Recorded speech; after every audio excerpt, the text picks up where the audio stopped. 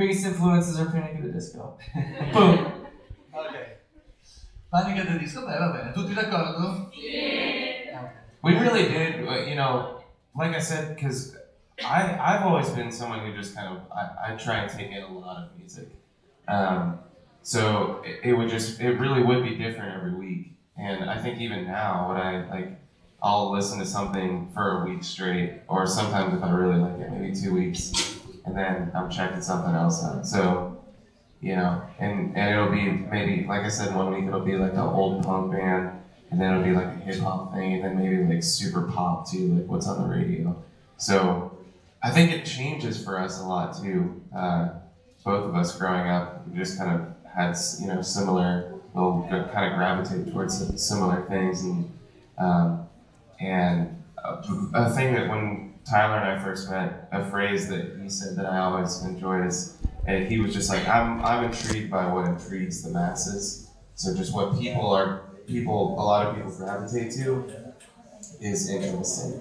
And so I think we've always kind of been that way. Hanno sempre avuto ispirazione non soltanto dalla musica, diciamo, più vecchia, ma come diceva lui, loro ascoltano anche la radio adesso e prendono ispirazione da qualsiasi cosa, anche i gruppi più nuovi che stanno emergendo in questo momento sul panorama musicale, in particolare i Blind Panel Disco. Però lui, come diceva invece, I'm saying no, you said. Come diceva in base a come si sentono in quel momento, una settimana si ascoltano un album di fila non stop, che magari può essere punk e rock, e la settimana dopo si ascolta un po' di hip hop, quindi spaziano un po' da tutto, per quello che sono così multisfaccetti. Passo la parola.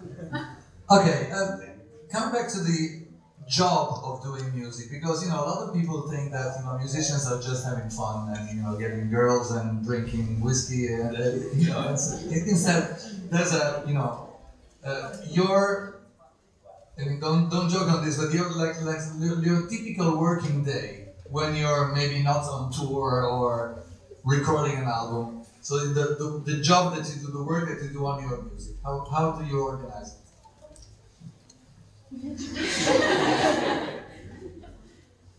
A typical day for us. Well, it's been changing a lot recently. When Josh started out with playing music together, a typical day would be waking up and, I mean, we had regular jobs, whether it's working in a restaurant or really any job that would let us off on the weekends so that we could play music. And until when? There was a moment in 2012, 13, not too long ago, when Josh and I both got to quit our jobs. And it was a really big moment for us because Josh worked at Starbucks for a while. I was working at an Asian restaurant for a while, which doesn't make any sense at all, but that's just what I was doing. That's what I was into, is my true passion. And when we were able to quit that job and play music for a living, that itself was kind of a dream that we had. You know, when Josh and I first met in real life, we were in a living room and all of our other friends had gone to bed, and in this rental house that I was living in, and just him and I stayed up and we just started talking about what our dreams were, what we wanted to accomplish with music. You know, and there was no ceiling to that. We didn't say, oh, we want to just, you know, play for a little bit, or we just want to, you know, release this many albums, or we want to play this many shows. We were talking huge dreams then. Even if I were to tell you those things that we talked about the first night that we talked about playing music together, it would still feel like we're being far-reaching, talking too grandiose, and we never put a ceiling to that. But underneath that was a lot of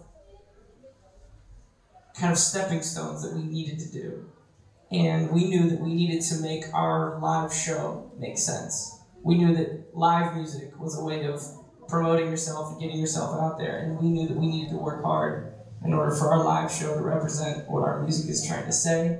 What does it look like? What is it trying to do? What's the point? And so we're just really excited that our career lets us play live music all the time, every day almost. And so, in short, a day in our lives is playing music on stage, and it's the most electrifying, most contagious, addicting thing that I can think of. It's better than, you mentioned all the whiskey and the girls and all the stereotypes of a lot of rock bands, and that doesn't even really make even sense to Josh and I, because we're so addicted to playing music live. It kind of consumes us, honestly. I'll go over to Tyler's house and we'll just talk about music, like ideas or whatever to make our show better or whatever. So that's kind of all we do. That's great. La domanda era cosa fanno loro, o cosa facevano loro nelle loro giornate tipo. L'organizzazione del loro lavoro. Uno pensa sesso, droga, rock and roll, no? Una rockstar. Però appunto, a parte lo stereotipo, cosa c'è nella vostra vita? E loro dicevano che appunto Josh lavorava in uno Starbucks. Lui lavorava in un ristorante. Non c'è niente da ridere, ragazzi. Cioè, uno lavora per guadagnare i soldi per andare a suonare nel weekend. No? Esatto, lavorava il duro della settimana per poi nel weekend suonare tutto il giorno e dedicarsi alla musica. Lui lavorava in un ristorante asiatico e a un certo punto nel 2012 si sono resi conto che dovevano lasciare i loro lavori perché la situazione stava diventando molto più seria e avevano bisogno di un coinvolgimento molto più serio. E quindi lì si sono resi conto che il loro sogno si stava realizzando. Loro si sono ritrovati un giorno in whose living room was? Tyler's living room, nel suo soggiorno, e hanno cominciato a parlare di musica quando si sono conosciuti, non nel treno, non avete vedere quel treno. I was saying that you guys actually met in the living room, not the train. Not about the train. No, yeah. After the train, we took a plane back to his living room. Yeah. There was a living room in the train. The train. E hanno cominciato a parlare di musica senza limite, proprio. Non è che si sono detti arriveremo a questo punto, faremo un album. Hanno cominciato a parlare di musica senza porre nessun limite e sicuramente succederà.